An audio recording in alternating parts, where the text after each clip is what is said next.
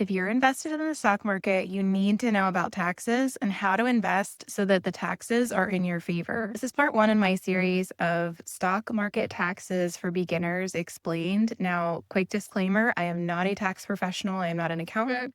This is just based on my own personal research and experience. So please always do your own research and due diligence and don't just trust someone on social media. In this series, I'm going to teach you what to do with money that you make in the stock market, what to do with money that you lose in the stock market, your dividend income, your interest income, and how to reduce your tax burden in the stock market. So if that sounds good to you, follow along. Let's start with the basics. In the stock market, your taxes are calculated based on the calendar year. So from January 1st to December 31st. And your brokerage account is the one that will keep track of all of your activity in terms of gains, losses, interest, dividends, etc. Now, to make sure we don't miss any important tax deadlines and documents, we need to take a look at the calendar. So let's just say December 31st is over. It's now January 1st. Happy New Year. By February 15th, your brokerage company, whether that's Fidelity, Vanguard, Charles Schwab, etc., they are required to send you what is called a consolidated 1099 form. And this form is a form that you need in order to file your taxes for the previous year. And this form includes three different forms. It includes what's called a 1099-B, which is going to have how much money you made or lost in the stock market last year, the 1099-INT, which states how much interest you earned in your brokerage account for the past year, and a 1099-DIV or dividend, which will report the amount of dividends that you earned in your brokerage account for the past year. Now, you might be asking yourself, well, why can't my brokerage account just generate these documents on January 1st? Well, there's a reason for that because there are certain types of transactions that you might make within your brokerage account that can retroactively affect your taxes. Let's say that 2025 has ended and it is January 15th of 2026. What you do in January 2026 can affect your taxes in the previous year. One example of this is what's known as a wash sale rule, and I'm not going to get into the specifics of that, but just know that that is the reason why brokerage companies cannot generate a consolidated 1099 on January 1st. Worst case scenario, you get your consolidated 1099 form mid-February, and that gives you plenty of time to finish filing your taxes by that April 15th deadline. Now let's go over some of the most common situations. So in the stock market, you will only pay taxes if you make money. If you lose money in the stock market, you will not pay taxes. In fact, if you lose money in the stock market, you will actually get a tax deduction. Let's look at an example of if you make money in the stock market. So let's say that you own one share of Apple stock and it costs $100 to buy. Now, let's say you sell that one share of Apple stock and you're selling it at $150.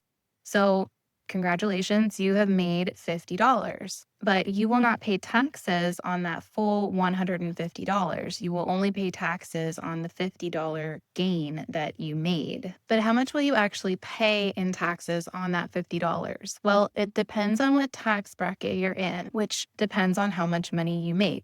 But for simplicity's sake, let's just say you're in the 10% tax bracket. So you made $50 times 10%. You would pay $5 to the IRS and you would get to keep $45. Here's an important part you need to know in order to save yourself a lot of money in taxes. So in the stock market, if you hold a stock or hold a position less than 1 year, you will pay taxes on your gains at the regular tax rate if you made money on that investment. That is called short-term capital gains. Short-term, as defined in the stock market, is anything less than 1 year, 12 months. Back to our example, if we're in the 10% tax bracket and we made money in the stock market, and we will pay 10% in short-term capital gains taxes. Works the same way. If you're in the 35% tax bracket, you will pay 35% tax on your short-term capital gains. So on your positions that you sold, that you made money on, that you held for less than 1 year. On the flip side, if you hold the asset or hold the stock for more than 1 year, that is what's called long-term capital gains. So if you make money in the stock market on a stock that you have held for more than 1 year, you will pay long-term capital gains on those earnings. Long-term capital gains receive much better tax rates than short-term capital gains. In this case, it doesn't matter what tax bracket you're in as far as your income. The current levels as of the date of this video, if you are in, let's say, the 37% tax bracket when it comes to your income, you will pay long-term capital gains taxes of 20%.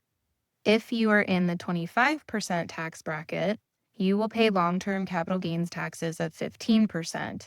And in our example, if we were in the 10% tax bracket for income, our long-term capital gains taxes would actually be 0%. And if you don't believe me, just go Google it. This leads me into another important point that you need to know. You will only trigger a tax consequence, a taxable event in the stock market when you close your position. So when you sell. Let's go back to our Apple example. So if you bought Apple stock at $100 on, say, January 15th, 2025, and on December 31st, 2025, Apple stock is $150. Long as you don't sell that Apple stock, you will not trigger any tax liability. It will not be considered a taxable event because you did not close your position. You still own it. And let's take that out even further. So let's say it's 2026 now, and you are still holding on to that Apple stock, and that Apple stock is now $200 a share, but you're still holding it. You didn't sell it.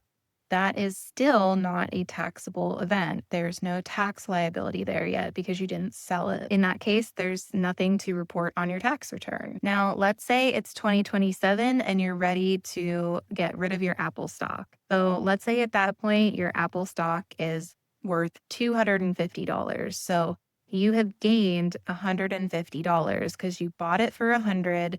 It is now at $250, so your gain is $150. Your tax liability in that case then is the $150 that you made, that you gained on the stock.